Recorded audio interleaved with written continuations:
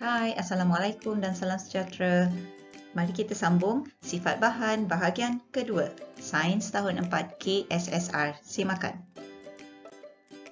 Objektif kali ini masih lagi kita kekalkan iaitu memerihalkan sifat bahan bagi objek yang berada di sekeliling kita. Sifat bahan yang kita akan uji pada hari ini ialah kita akan uji kebolehan penembusan cahaya, mengalirkan haba atau tidak, dan sama ada sesuatu objek itu kenyal ataupun tidak. Mari jalankan uji kaji bagi menguji sifat bahan yang berada di sekeliling kita.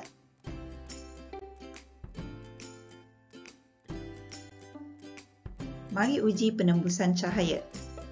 Alat dan bahan kita akan guna belon, plastik lutsina, kertas berwarna, sisip kaca, batang aiskrim, kertas surih, plastik berwarna, cardboard dan lampu sulur. Ini watak paling utama. Langkah-langkahnya, letak objek yang ingin diuji di hadapan lampu sulur. Kemudian perhatikan penembusan cahaya yang terhasil di dinding dan rekod pemerhatian ke dalam jadual juga. Anda sudah bersedia untuk perhatikan video ini? Kita akan letakkan setiap objek ini di hadapan lampu sulur ini dan perhatikan apakah penembusan cahayanya di dinding di bahagian sana. Kita mula dengan belon. Apabila belon diletakkan betul-betul di hadapan lampu sulur, kita tak dapat lihat cahaya menembusinya. Seterusnya plastik lutsina, kita dapat cahaya menembusi sepenuhnya. Seterusnya kertas berwarna, kita tutupkan, tiada cahaya dapat menembusi kertas berwarna. Kemudian sisip kaca yang kita gantikan dengan cermin mata ini, kita dapat perhatikan cahaya dapat tembus sepenuhnya. Objek seterusnya adalah batang aiskrim. Perhatikan di bahagian batang aiskrim tersebut, cahaya tidak dapat menembusinya. Seterusnya adalah kertas surih. Kertas surih anda dapat perhatikan, ia dapat menembusi sebahagian daripada cahaya. Seterusnya adalah giliran plastik berwarna. Anda dapat perhatikan cahaya yang terhasil di belakang dapat menembusi adalah sebahagian. Sebab tu kita dapat lihat warna oranye di belakang. Akhir sekali adalah kita menguji cardboard. Adakah dapat cahaya menembusinya? Tidak.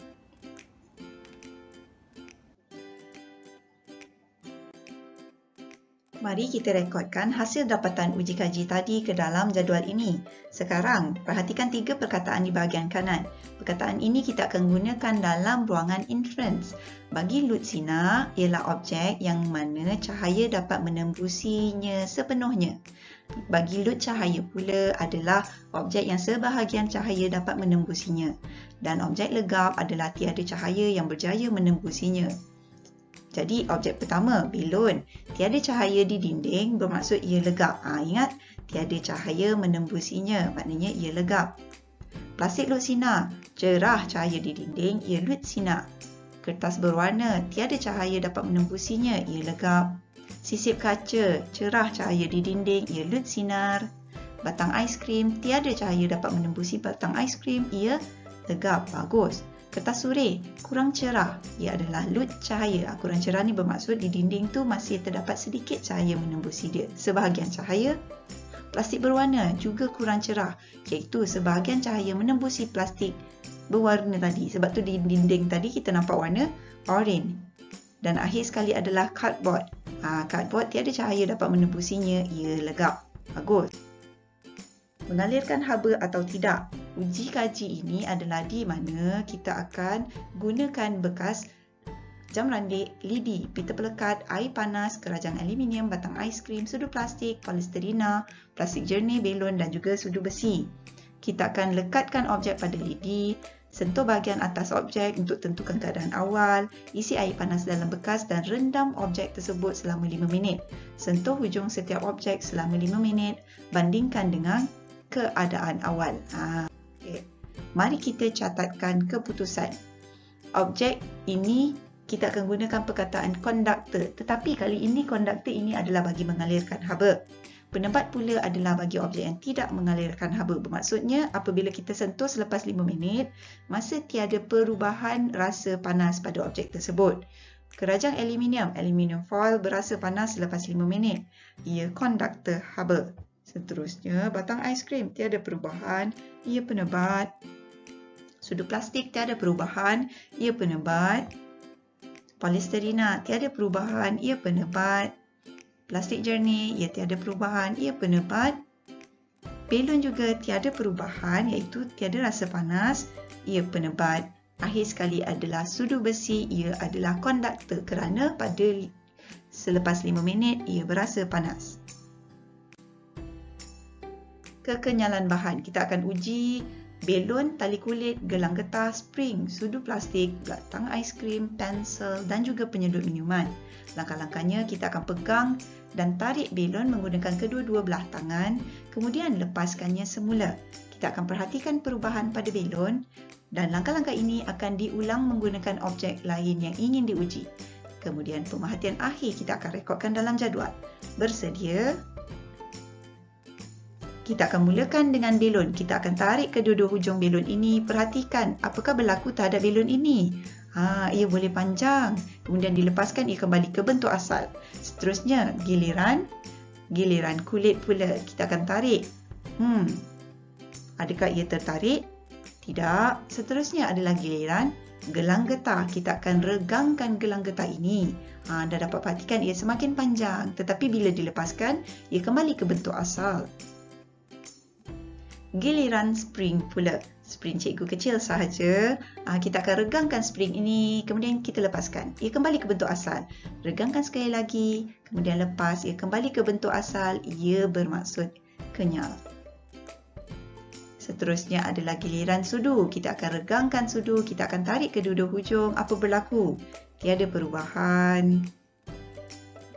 Seterusnya ialah giliran bagi batang aiskrim. Kita akan regangkan, kita akan tarik kedua-dua hujung batang aiskrim ini dengan kuat. Tiada perubahan berlaku. Dan akhir sekali adalah giliran penyedut minuman. Kita akan tarik kedua-dua hujung. Masih tiada perubahan yang berlaku. Adakah ia kenyal atau tidak?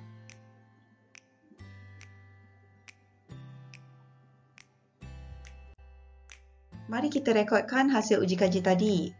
Maksud kekenyalan dekat sini adalah kebolehan sesuatu objek untuk kembali kepada keadaan asal sesudah ditarik, dipicit atau diregangkan. Ingat perkataan, kita akan guna kenyal atau tidak kenyal bagi setiap objek ini.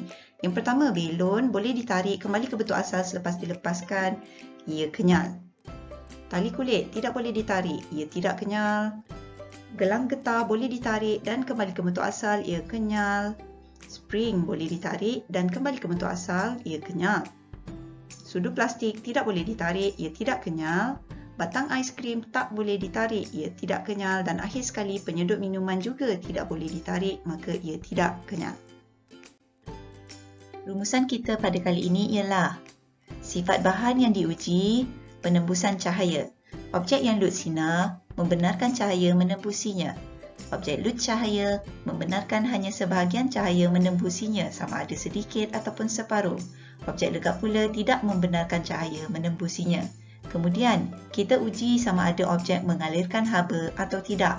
Sekiranya bahagian atas objek berasa panas selepas 5 minit objek tersebut direndam, ia ialah konduktor, iaitu mengalirkan haba. Bermaksud, haba daripada bahagian bawah yang direndam mengalir sehingga ke bahagian atas objek tersebut.